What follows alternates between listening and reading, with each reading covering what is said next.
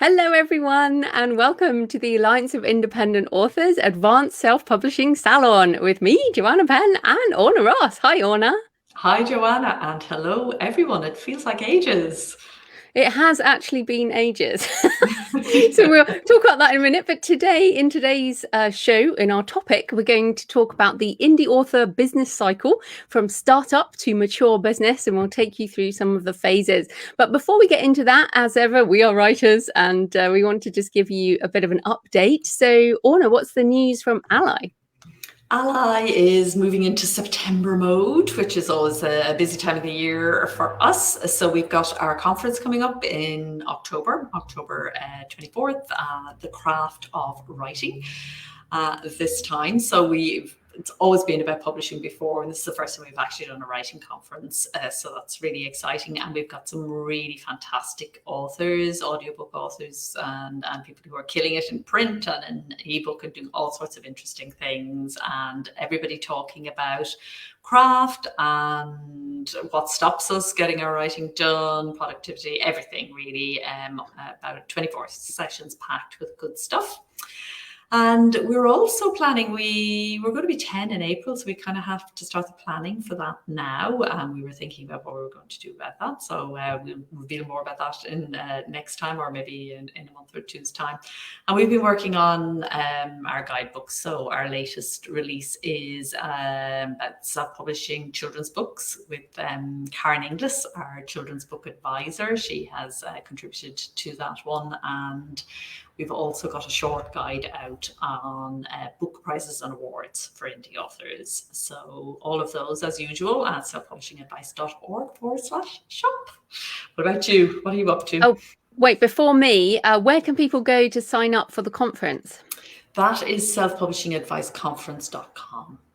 Fantastic. And just so everyone knows, we'll tell you again at the end. Yes, we will. And it will be in the show notes. It is free completely for 3 days, and free. Ally members get a free 6-month pass always. But it'll be there in the show notes. Fantastic. Well, it has been a while. And in fact, I had COVID in July and you had it last year. And it's so funny. So many authors I know have had it. It's, yes, vaccinated. Yes, wearing masks. Yes, avoiding the whole thing. Yet with this whole Delta surge, I got it. Jonathan got it. And so I had to scale things back, as you do when you're sick. And it's been an interesting wake-up call for me in terms of empathy with people who are sick, and really sort of experiencing things I haven't in a while, not being able to do the things that I take for granted with my energy and all of that. And so we'll talk about what happens with the mature business, but I'm so grateful that we have an online business and it wasn't dependent on me physically having to do anything, but also that I was able to make money whilst sick from from in bed. So yes, I think that was interesting. I did manage to Mark, Leslie, Lefebvre and I'd written most of my stuff before I got sick, which was useful. But we have The Relaxed Author coming out in 2 weeks, September the 18th. And we've both done the audiobook. So this is the first time we've kind of put both voices in every chapter. So it's co-written, but each chapter has my section and Mark's section, and the audiobook has my voice and then Mark's voice. And I'm sure everyone knows Mark, but he's Canadian and a man, and I feel like the audiobook is actually quite cool because he has a voice brand as well, and so do I. So that's been very cool. Yeah, this is Joanna. Something happening with COVID. Your end. Sorry, your end's just got a bit noisy there. Yes, and I'm writing Tomb of Relics. This is a little tip for people. So I was intending to write a novel, but with everything that's been going on and my lack of ability to travel and get excited about things, I've decided it's a novella. So this is a tip for people. If you're struggling with a novel, just make it a novella and suddenly your word count is halved and everything's good. So I'm really happy with that decision and going to finish that in the next week. So yes, just scaling things back, I guess. That's really interesting. And of course, you scaled back is just approaching sort of normal output for most people. But the novella thing is really interesting because I too am looking at, I have written the longest books of all time. They're crazy and they take such a long time to put together. So I have personally, not Ally now, talking about me as a writer and publisher, took some downtime in August, which was very much needed, and did a creative retreat with my daughter, which was brilliant. And as I was saying, Ally's 10 years old next year. And so I wanted to do a new 10-year plan for the next 10 years to see what was there. So that was really interesting. But one of the things that came out of it was definitely about shorter books and even breaking longer books down into shorter ones and putting my patrons at the heart of what I'm doing, because you and I have spoken a lot about that over the last year, and I want to take that very much into the author business. But so breaking down some of the books that are, and for me, both for me and I think for patrons, it's a really nice thing, is to break it down, a longer book, into a series of novellas. So that's what I'm doing, and patrons get them exclusively, and it keeps me working and outputting, and it actually ensures that each section of the book is very complete in and of itself. So highly recommend it, and so far so good. Yeah, absolutely. Okay, so let's get into the topic of today's show, which is the indie author business cycle from startup to mature business. And we're going to talk about 3 phases: the startup phase, then the established author years, and then we'll go into the mature years when you feel like you have a mature business. So let's start with I guess we should say up front, Orna, when can people kind of know whether they're in a different phase? As in, what if someone's been writing novels for 20 years but they've just started in an indie, or someone has a business outside of indie but has never written a book before? So how do they know where they're going to be in this? Yeah, so I think we are talking about the business of publishing, of becoming a publisher, a good, established, mature publisher.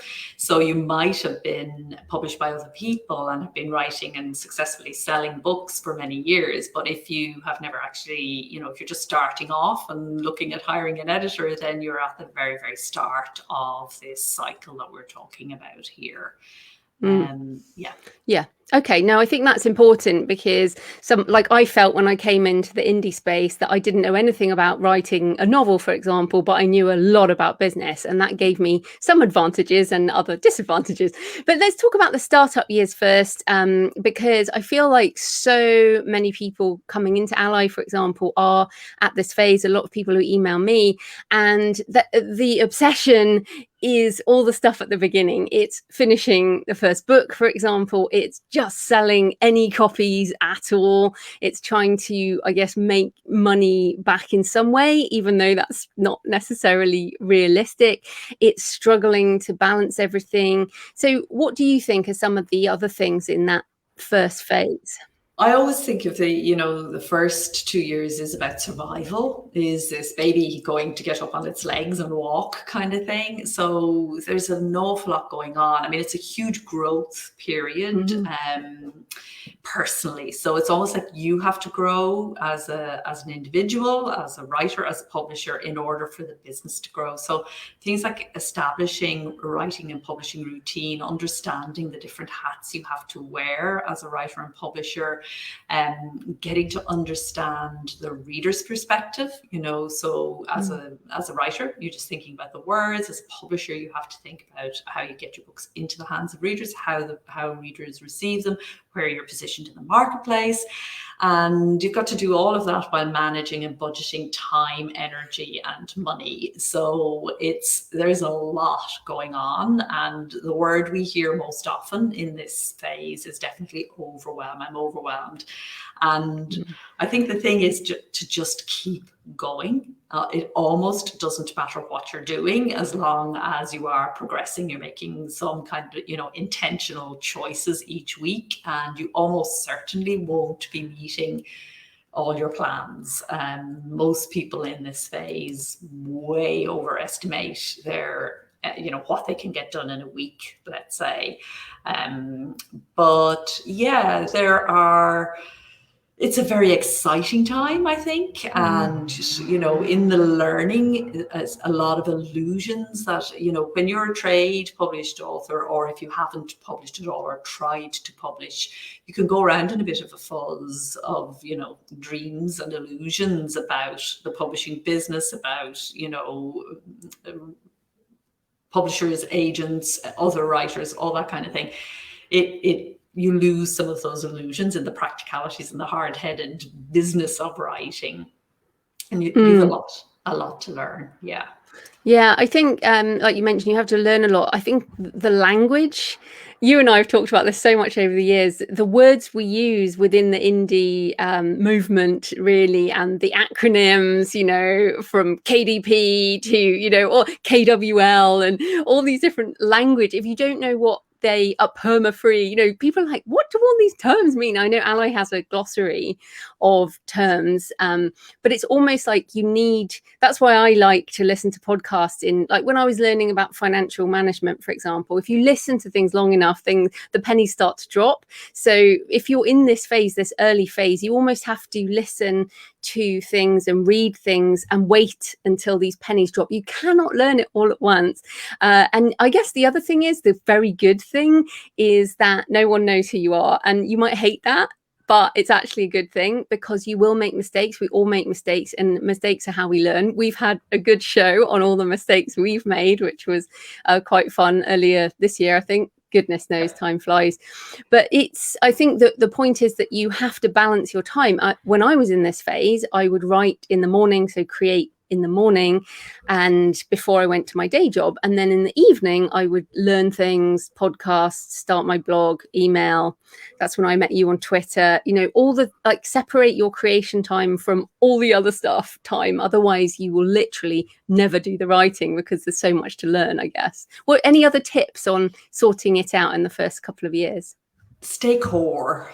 Don't get dragged around on different things. I mean, the core things are, you have to establish that writing routine and where you're going to fit in the publishing tasks around it. And you have to establish kind of core marketing structures. So you have to set up a website and an email funnel and a way of attracting readers. And you can begin, you can be tipping away at all of that while you're writing your first book, so that when the time comes, you're more ready and thinking about your marketing while you're writing, learning, who your actual readers are, what your niche is, what your categories are, what keywords, where you're positioned in the marketplace. All of that can feed very nicely into the actual writing as you come to understand more, start reading people in your genre, really beginning to drill down into what you offer and all of that kind of thing. Stay with that core stuff and try not to get dragged off onto, like, I know people who haven't finished their first book who are investing in courses on advertising and stuff like that, and it's much better to stay with the core of things and bring in ads and stuff like that when you've got a bit of, when you've got more than one book, frankly. So then let's move into the established author years. But I feel like in order to move to this next phase, you actually have to make a decision, which is that you want to keep doing this. I feel like before you've written that first book, all you can see is the first book. I mean, we always say, maybe try and write a series or write multiple books in a genre. But when you haven't written a book, you're all focused on that one book. It's everything. And you almost, either you get the bug or you don't. And there is absolutely nothing wrong with writing one book or two books or a couple of books and then not moving into another phase, not running a business. And in fact, in the Relaxed Author, one of our questions is, do you really want to run an author business? And if you don't, then awesome, this can be a hobby. But we're assuming, because this is the advanced show, that this is a decision that you're going to take and you're going to move forward. So we've said kind of 3 years, but I also think it's dependent on how much potential time you've spent. So this is 3 years actually applying yourself to writing, publishing, marketing, as opposed to 3 years where you haven't done anything on these topics. So, but sales are increasing. You definitely have more than one book.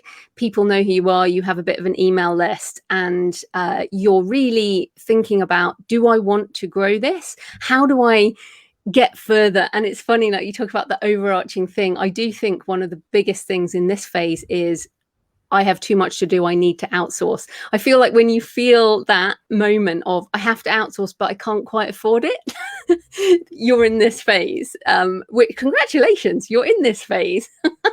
How else can you know that you're in this phase? Yeah, I think that's great. And I think the other thing is you stop fretting about what you're spending and think more about how to get return on investment. So you actually begin to adopt more of a money mindset. At the beginning, you're just trying to scrape together what you can to pay an editor and get a book done and made. But in this phase, you're beginning to think about, okay, if I spend $1, I can make $2 kind of thing. And I think also you necessarily become more even if your planning is very organic and loose, you have to kind of know where you're going, because an author business is not something that happens by accident. Nobody falls into this one. It is a very intentional business, because in order to preserve the writing self, you have to be really intentional about your time and your energy, and so the amount of time that you have for the other tasks, you really have to get very proactive. So I think that's the real feature of this phase, and the people who kind of get through this and start to really grow here are those who become less reactive to what's going on around them, and very, very focused and proactive about what they want to do, and have got that ability now to balance the two sides of themselves, which the public side of publication and the private side of creating more books, maybe thinking about an online course, or maybe have a couple of courses going. And also, I think a feature that comes in here, as well as hiring assistants, is collaboration with other authors in your genre and niche. You see that happening in this phase. Yeah, and in fact, on that collaboration, it's also about community. So we absolutely realise how hard it is in that first phase.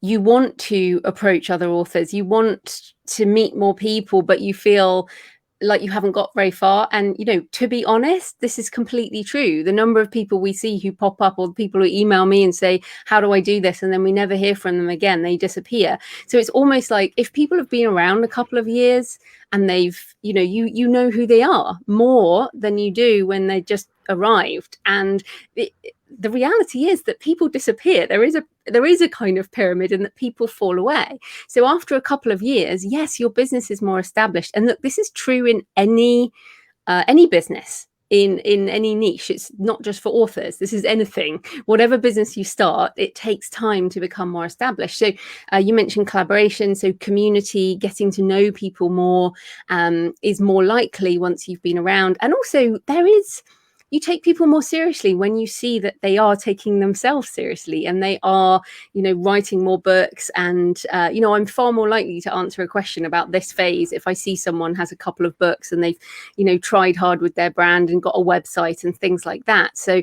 look, there's plenty of information out there. It's choosing what you want to apply and setting it up. And as you say, that planning, it doesn't have to be, I'm going to write 4 books next year, but you at least should know, I am writing another book and it's going to be in this genre, and that's my target audience, and that type of thing. And then in terms of the money, I would say that in this phase, you should be making enough money in this sort of phase that you can, as you said, you can focus on return on investment, that you have money to pay editors, that you are making some profit.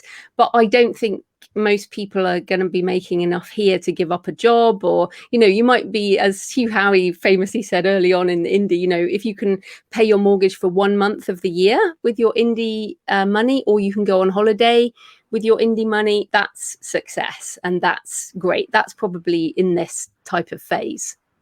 Yeah, and I think a lot of this depends on how business-minded you are and how much you want it, how hungry you are. If you really want to become that full-time author, then you need to get, the person, you need to really take yourself seriously. And one of the ways that you show that to yourself, I think, and one of the signs that somebody's going to come out of this phase and into the next one, is that they begin to pay themselves first. So they start to take money out of the business and realize that if I want this to pay and to become something that is going to go somewhere, I can't just keep putting myself last and paying everybody else and I get nothing.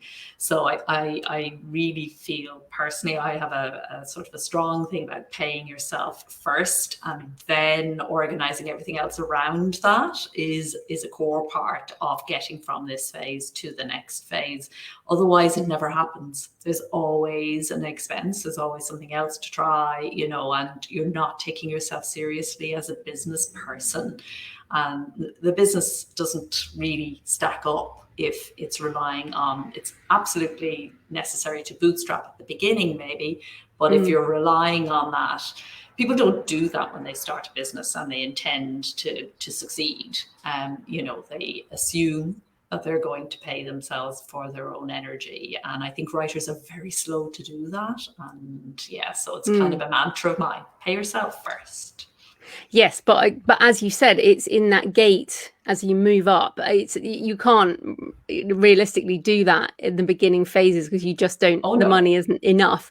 But I think also in this phase, in moving into the mature phase, I think you almost can't exit the established phase unless you have at least, you have to have that separate bank account that's for your business. I mean, I'm so surprised at how many authors don't even have this. I suggest you do that as early as possible. Like even, my mum, who's Penny Appleton, who doesn't make a ton of money, she's set up, to be honest, I made her set up a separate bank account early on so she could track it all.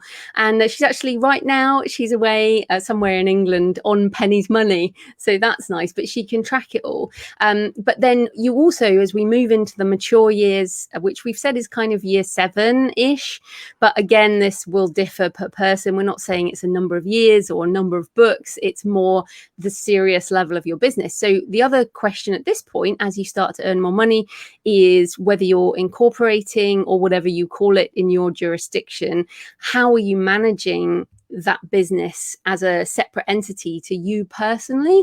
Then you'll be paying more attention to contracts, understanding intellectual property and licensing. And again, it's almost more like you're learning the deeper aspects of all of these things, and the pennies are dropping on that stuff. And also, I think you really have decided that this is the life for you. Again, you can change your mind, but it's like, yes, I want to do this and I'm going to keep doing it. So I need to set up all these things so that I can keep doing it.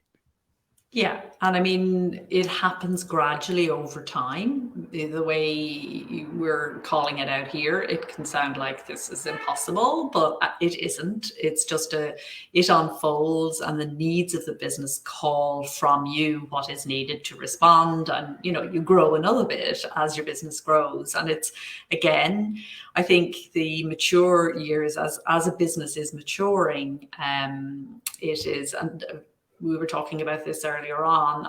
For me, the Alliance of Independent Authors, while it's a non-profit, it is run very much on business lines, and it is a mature business. It is, whereas my publishing business is still in those interim years, and I feel that the mature years again get very exciting, but that interim phase is very much about, you're being tested a lot of the time. Do you really want this? And it is an amazing thing to be an author publisher, actually, to have the freedom. Like when I talk to other creatives in other industries and film and other places, you just don't have, nobody has the creative and commercial freedom that we have. It is incredibly free, but it is also, the other side of that is that there's a lot of responsibility and a lot of stuff to kind of sort out. And I think in those middle years, you're constantly, trying to get those together in a way. And then as you come into maturity, there's great pleasure, and the creativity can always come back in then. It's like, you were saying, you see the advantage when you're ill. the business can actually function without you. You also then get to step back a bit and maybe do some more creative things and things that are not purely about, surviving and thriving. You can actually get more fun back into things again. So yeah, it is definitely, if it tickles your fancy, it is definitely a wonderful phase to get into, and it's a wonderful job to be in. Although I think the word exciting is interesting, because I feel like you have to have things that are boring in this phase. So dealing with my accountant every month, or the VAT return, or actually publishing. Let's face it, when you know how to publish a book, the publishing bit is a boring task that has to be done. Like early today, I was uploading audiobook files to the various places. I mean, that's not exciting, but the only reason it becomes boring is when you've mastered it. And people in the earlier phases like, ooh, but actually your business processes, actually having them being boring is quite good, because it means you know what you're doing. The danger then is that you let everything become boring, and we see this with people who do just write the same book over and over and over again, and we're like, or are going too fast, and it doesn't suit them, because actually it is write, publish, repeat. And sometimes that can be boring, unless, as you say, you change up the creative side. And so for me, in the last year, I guess I've been getting a lot into the AI side and the futurist stuff, and that excites me a great deal. And I've also been doing a lot more on the travel side, my books and travel podcast and website. I've been doing blog posts, which I don't do on the Creative Pen anymore. So it's, as you say, it's keeping the stability of the core stuff and moving your energy into other things. But in order to do that, I've had to turn off some income streams. Like, I don't do webinars anymore, for example. Those are some things that I don't do in order to have more time for the exciting stuff that doesn't pay now, but it might do in the future. So what do you think about the level of boredom or established process in this phase?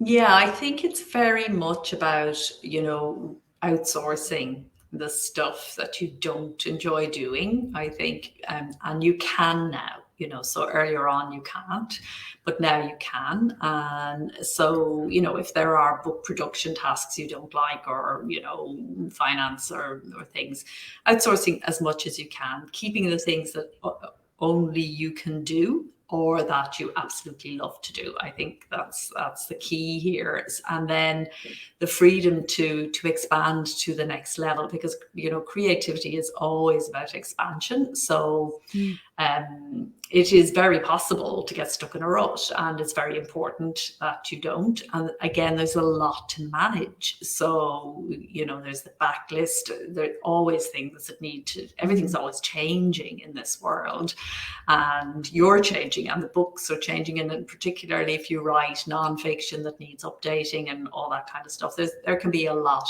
there. And then keeping up with the tech and the tools and all of that keeps you on your toes, but can also be a bit draining.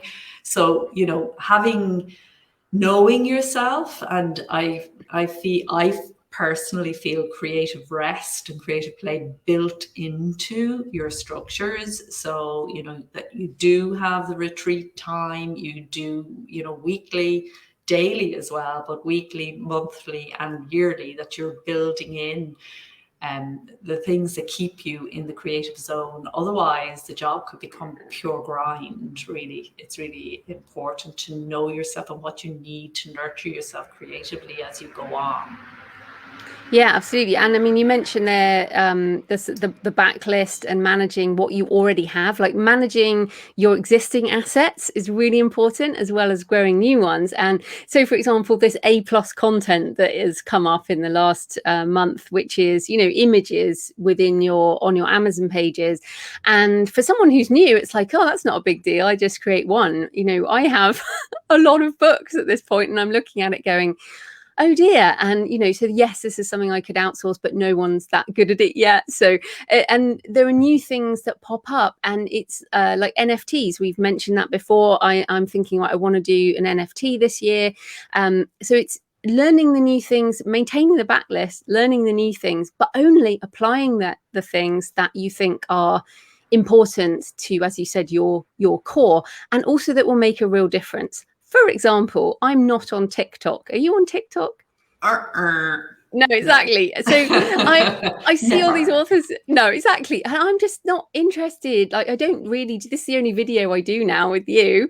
I don't do video. I don't want to do live stuff. I'm not just not interested in picking up another social network. And in fact, when I look at my business right now, I could happily give up all social media, and I have thought about it quite a lot, but I've spent so long now, I just automate a lot of it, and I'm rarely on stuff unless it's automated. Still like Twitter, we met on Twitter, but I feel like for me social media is not worth the time. I would rather, for example, do another podcast interview or send an email or do something like that, and I focus on audio. So as you move into these mature phases, I feel like you start cutting things away. So I mentioned I don't do webinars, for example. Never say never, but cutting things away to focus on the stuff that really works for you, because now you know what that is. You know what sells books, you know what makes money, and you know what you enjoy. So like audio creation is my, is one of my things. So what do you think around that? Do you think have you cut some things away, for example?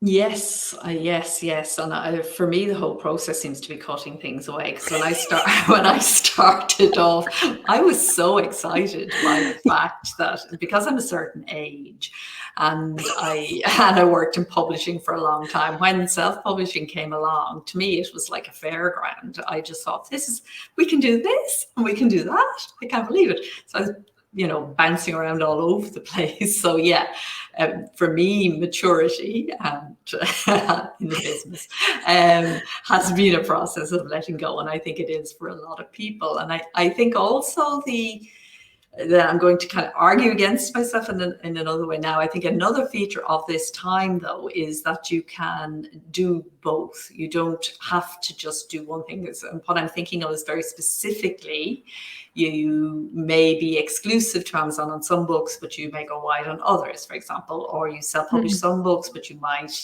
trade publish others.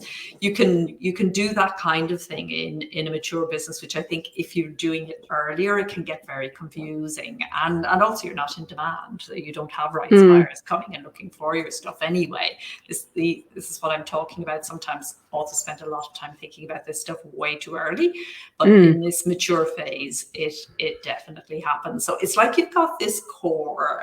I think when it comes into the mature phase, you've got this core. It works well. It could, work well without you. You've got enough books that are actually producing an income and or whatever other services or things that support it. That's working well. And then around it, you're doing all these other experiments and explorations. You keep that experimenting, exploring kind of side open and alive while doing the work that maintains the core. And then I was also thinking about the mindset side. I feel like there is a confidence in, I know what I'm doing. And that is definitely not there at the beginning. And you're trying to figure out what you should be doing, and you're going to do it wrong. And I think when you get to our point in the maturity level, which is, I might do it wrong, or it might not work, but I'm going to do it anyway. And I feel more confident.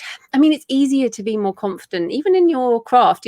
People don't know I'm not traditionally published in English. Like, I didn't come out of traditional publishing like you did, but my confidence comes, I guess, from a decade full time as of this week. Actually, congratulations. I just realized it was a decade this week, 2011, September 2011, and book sales and income and reviews and all of those things, so that I can feel more confident. Now, the self-doubt never goes away. in a creative sense, but I can be confident in my business. And so, as I said earlier, when I had COVID and I couldn't do anything for about 2 weeks, and then for about a month I could only do one thing a day. So one thing a day for me is a very difficult choice. But I was able to pare it all down. And actually, I had a really good financial month because I could pull a few levers. I did some direct sales, 50% off my books and courses, which I didn't have to do anything for. It was already built. So that confidence that your business can survive a downturn, that you have enough levers to pull, I guess, to keep it going, and also the confidence with the book. So for me to say, oh, I'm just going to change it to a novella, and then co-write this book with Mark, which was a surprise book that came out of a podcast we did together, and we came up with the idea, and then we just like, let's do it. Why not? So I think that confidence grows in this mature phase as well. Yeah. Absolutely, and carries on. I think, if you get this right and you do get the right balance between the core activities and just keeping on expanding and growing and trying different things, if you get that right, you don't ever have to retire. You will always enjoy, and that can seem, I really understand that at the beginning it just seems like this big mountain that you'll never kind of get to the top of, but you do actually get there, and then you can kind of leap from mountain to mountain. Well, there's another mountain. Yeah, well, there is another mountain, but it's never as hard again if you stay in this world, because there are changes coming, and there are always going to be changes. Our lives, our societies are now fast changing and going to get ever faster. That is without a doubt.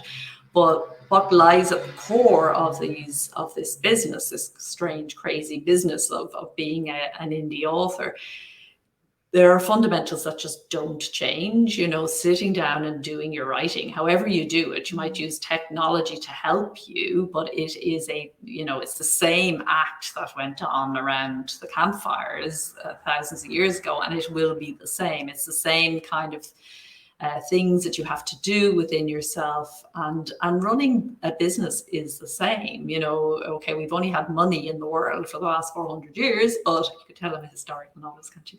I was thinking about things across time, but you can tell,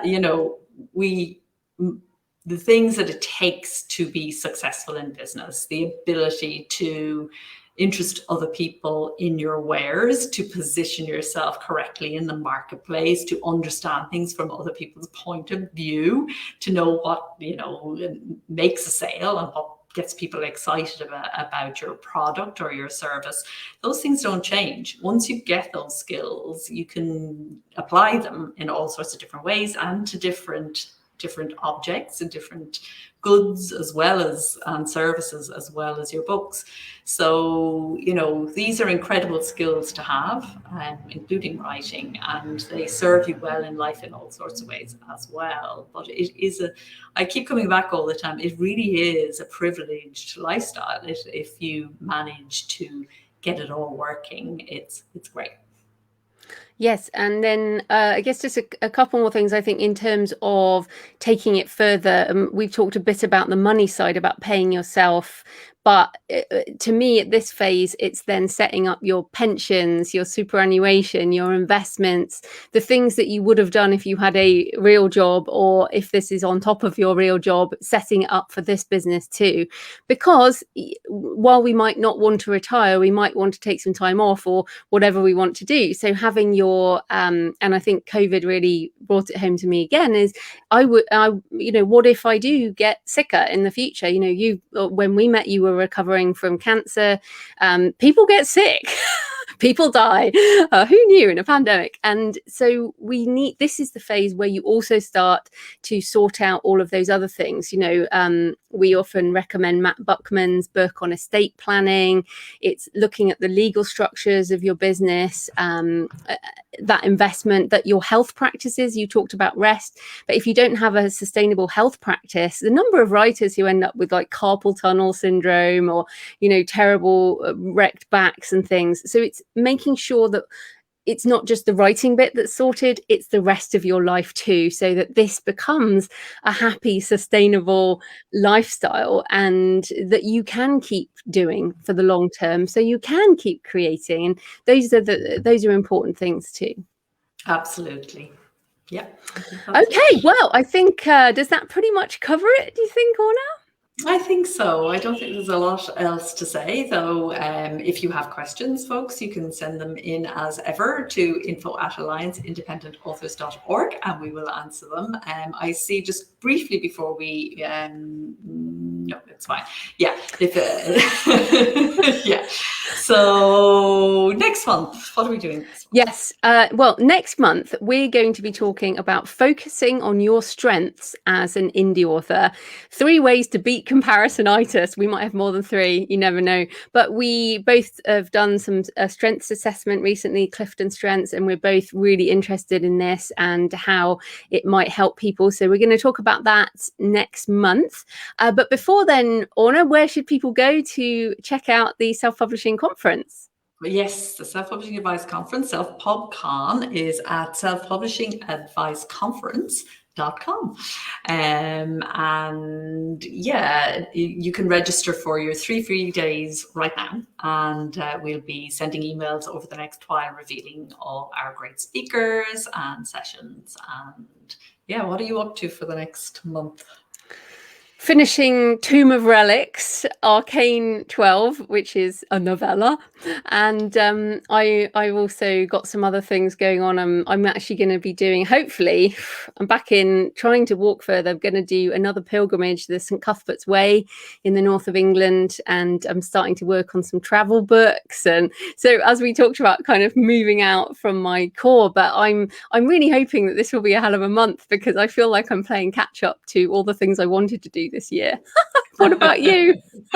Yeah, I'm on fiction at the moment and setting up this new kind of structure. So nothing is changing, but there's a lot of shifting around and juggling and chucking stuff out and taking new stuff in. So yeah, there's going to be. I should also mention The Relaxed Author out on September the 18th in all the usual formats, in all the usual places. Right, fantastic. So I guess we should say happy writing. And happy publishing. See you next time. Bye-bye. See you next time. Bye.